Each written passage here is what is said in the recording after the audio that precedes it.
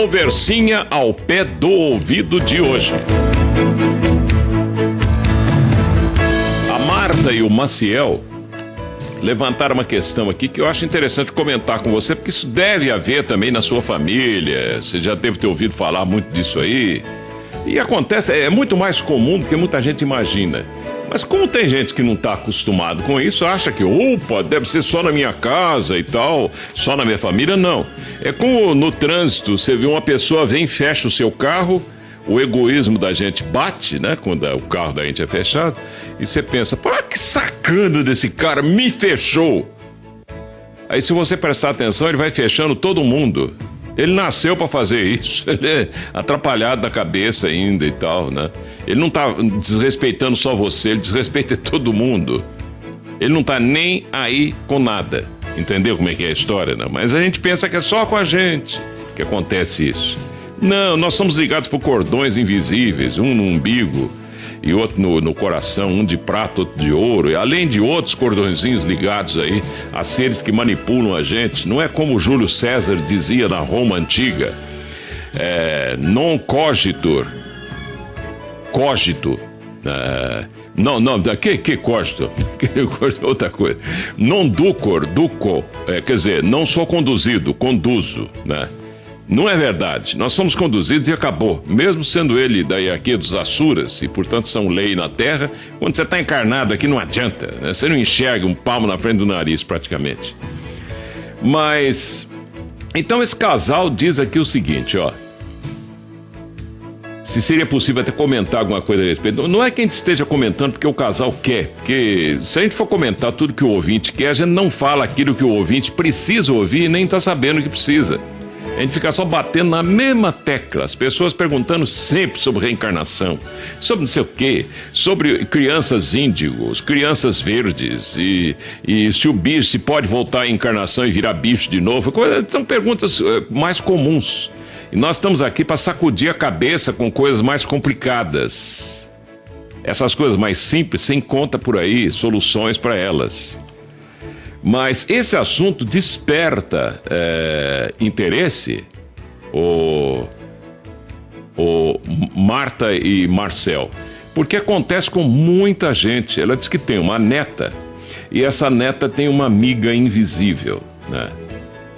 E essa netinha tem 2 anos, e já há tempos ela tem como companheira a Isabela, que é uma pessoa, segundo o casal aqui que escreve, uma pessoa imaginária na cabecinha de 2 anos de idade dessa menininha. Cadê a Isabela? Pergunta ela quando sai de casa, né? Você não trouxe a Isabela? Eu não estou vendo a Isabela, ó. Um pouco estranho, não é mesmo? Não acho nada estranho, Marta e Marcel. Sabe por quê? Eu vou tentar explicar para vocês. Não há nada de estranho nisso, pois não há criança como imaginamos. Criança não existe como nós imaginamos. É claro, ela tem um período de crescimento, como a medicina fala. Os ossos, as crianças têm mais ossos e são mais flexíveis que os nossos, né? O que há é uma constante reencarnação de pedaço de mônada encarnante. É um tal de nascer, viver, morrer, renascer, ganhar experiência, né? Morrer, renascer, e que parece não parar mais, mas para sim. Na verdade, vai até um determinado ponto e para. Para como? Porque aí você renasce ou reencarna num outro local, que é o chamado de... que é o que a religião católica chama de ressuscitar, né? Mas para a religião católica só ressuscitou Cristo, o resto não ressuscita, quando não é verdade. Todos nós vamos ressuscitar. Ou então é uma sacanagem, né? A escada de Jacó é só para privilegiados, e não existe privilégio na lei de Deus. Cada um se esforça e consegue chegar lá. Senão o próprio Cristo não teria dito, todos podem ser iguais a mim perante o Pai. Ué, pra quê? Se é só ele, o ressuscitado? Não é assim. As crianças, como chegaram há pouco tempo de cima, porque são crianças, de acordo com a visão da nossa ciência ortodoxa aqui, elas chegaram há pouco de cima do plano físico, mental, abstrato. Quando eu falo de cima, não é de cima, vamos considerar assim. Na sua maioria, essas crianças vêm clarividentes e algumas clareaudientes também. Elas veem coisas e ouvem sons. É muito comum, às vezes, um bebezinho no berço, ele vira a cabeça depressa, assim, ele ouviu alguma coisa que a mamãe não ouviu e nem o papai. Entendeu, Marcel e Marta?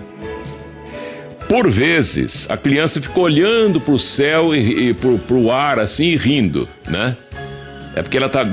Aí chega uma pessoa muito cristã e fala assim, ele tá vendo anjinho. Pode ser anjinho ou pode ser um parente, pode ser uma pessoa querida, gente que do outro lado estava com ela, agora ela tá aqui, ela tá vendo tudo, mas os mais velhos daqui não estão vendo. Agora, quando topa com um palhaço bobão que nem eu, que vê também, por vezes, não toda hora como eu quero, porque senão você passa a não viver mais nesse plano, né? Você tem que ver de vez em quando só. E nem sempre você vê direito também. Porque se você ficar vendo o tempo inteiro no plano de lá, o que está acontecendo lá, é melhor ir para lá, quer ficar aqui. Desencarna logo, vai embora e pronto, não para de encher o saco aqui. Não é assim. Eu como vejo, eu já vi, por exemplo, cachorro, eu tenho 3 cachorrinhos em casa, pequenininho, né? Um deles, por exemplo, um dia levou uma rasteira de um gnomo. Eu estava vendo. Ele veio correndo assim, o gnomo deu uma pernada nele, e o gnomo conseguiu materializar uma parte dele, porque ele também é de outro plano, né? E o cachorrinho caiu e ainda bateu na parede. Uma brincadeira, não machucou o cachorro, claro, uma brincadeira que o gnomo fez com ele, né? E que gnomo é esse? Cada um de nós tem um gnomo que nos segue desde a nossa primeira encarnação. E quando você começa a ver o gnomo, é porque você está tendo chance de ressuscitar do outro lado. Sabia disso, não? Não, né? Então, isso é novidade, ó.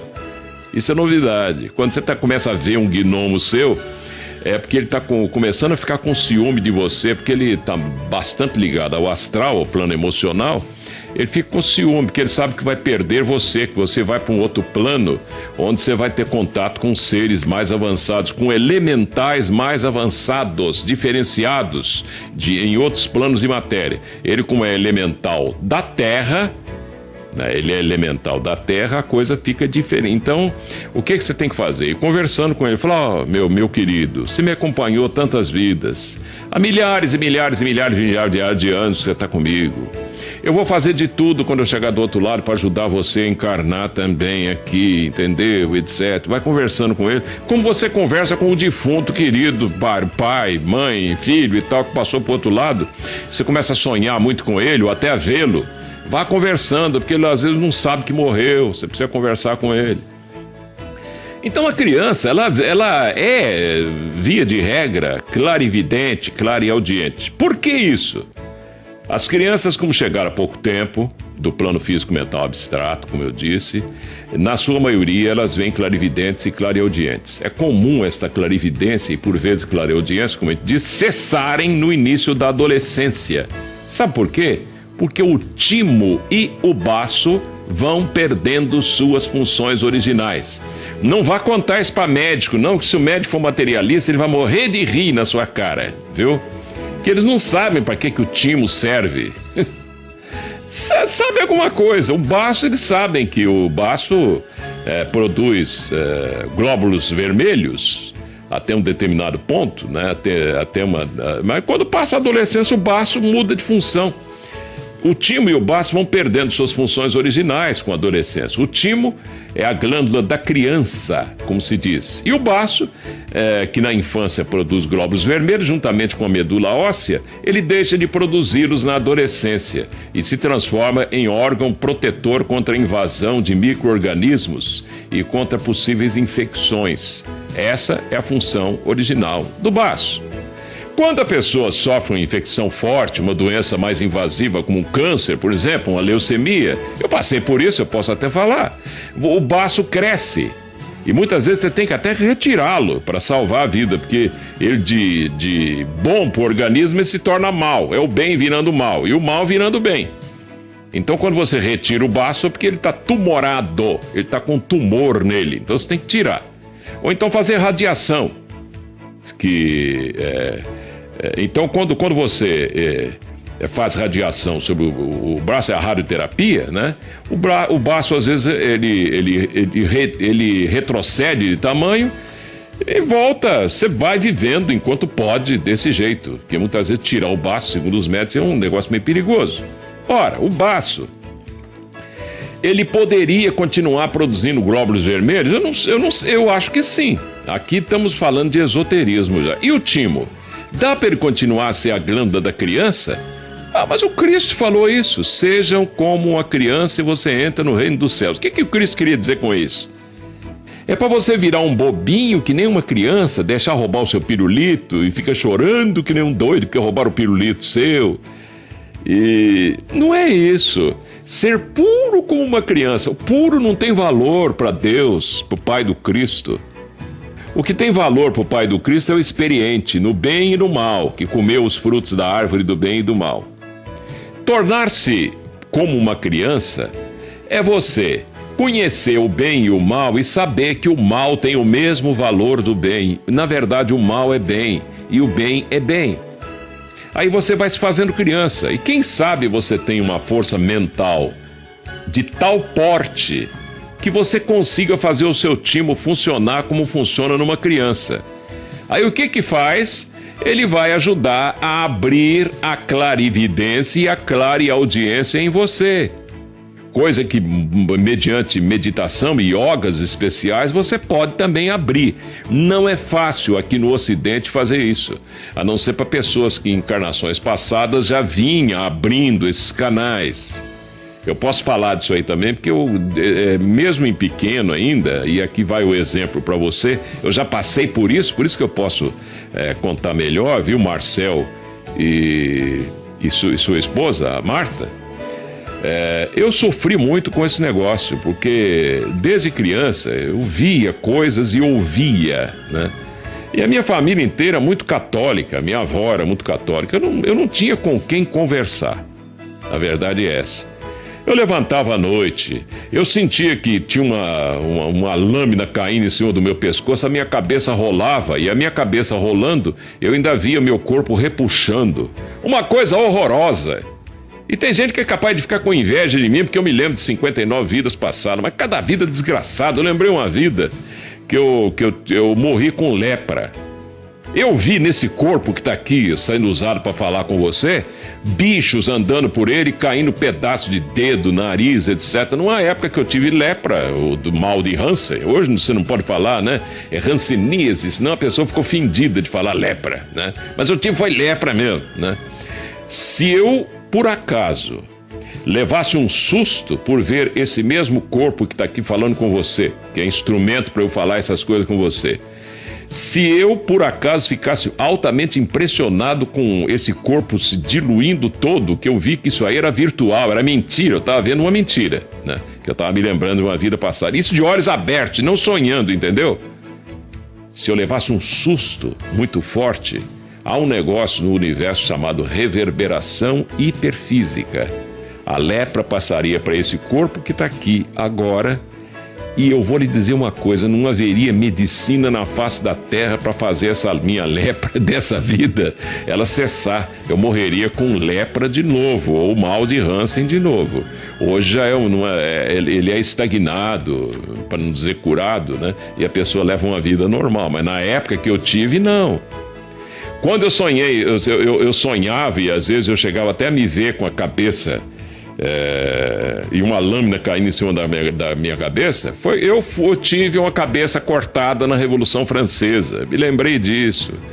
Eu me lembro de detalhes e castelo onde é que a gente andava lá na França, lugares por onde eu andei. Esse tempo morreu uma mãe de um amigo meu aí, ela foi bruxa na França, eu dei caça a ela, entendeu?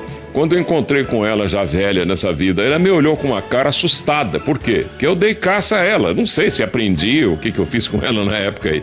Matar não, mas eu aprendi na época. Se lembrar de vidas passadas é um negócio muito sério. Por que eu tô falando isso com você, Marcel e Marta? Porque essa criança que tá vindo aí pode ser o Antônio Carvalho, muito melhorado do que tá aí, né, nessa menina, né, nessa netinha sua. Pode ser uma criança de muita luz que tá aí. E tá vindo e vai lembrando, tomara que ela consiga, isso persista nela, ela consiga ver o que ela tá vendo. Essa Isabela pode ter sido uma grande amiga dela. E se é uma pessoa que está sorrindo para ela tem confiança nessa Isabela, sabe? Essa Isabela, essa companheira que vocês acham que é virtual nessa netinha de vocês, ela é mais real do que vocês possam imaginar. E quem sabe até possa ser um ser que vai orientá-la a vida fora, você não sabe. Pode ser um adepto, pode ser o anjo da guarda. O anjo da guarda é o segundo degrau da escada de Jacó. Ele cuida dele mesmo e mais 7 ao todo, né? Cada anjo da guarda tem que cuidar de 6 pentelhos daqui da